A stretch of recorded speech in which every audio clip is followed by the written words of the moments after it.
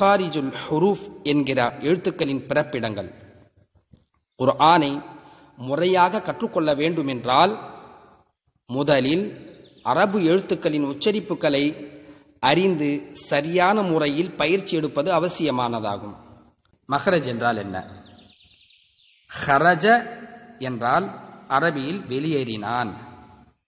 ஹரஜ என்ற அந்த அரபி வார்த்தைக்கு வெளியேறினான், வெளியேறுதல் என்று பொருள் வரும்.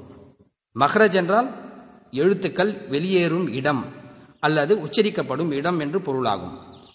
ஓர் எழுத்து எந்த இடத்திலிருந்து உச்சரிக்கப்படுகிறதோ அந்த இடத்திற்கு அரபியில் மஹ்ரஜ் என்று சொல்லப்படும். மஹ்ரஜுக்கு உதாரணம் பார்ப்போம். ஜீம் இந்த எழுத்து உச்சரிக்கும் பொழுது நடுநாவை அதற்கு நேராக உள்ள வாயின் மேற்புறத்தில் படும்.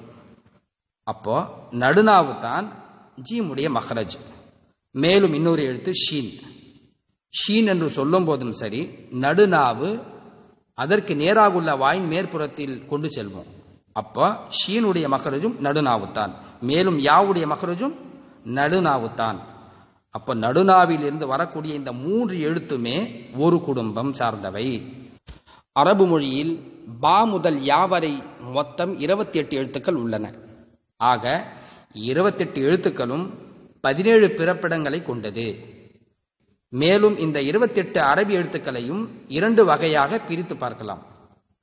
ஒன்று தர்கீக், இரண்டாவது தஃப்ஹீம். தர்கீக் என்றால் மெல்லினம், தஃப்ஹீம் என்றால் வல்லினம்.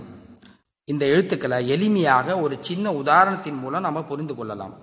மெல்லின எழுத்துக்களை உச்சரிக்கும் போது முகம் சிரிப்பதை போல இருக்கும். ஆனால் வல்லின எழுத்துக்கள் வலிமையாக உச்சரிக்கப்படுவதால் அதை உச்சரிக்கும் போது முகம் கொஞ்சம் ஹார்டாக, சற்று கடினமாக இருக்கும்.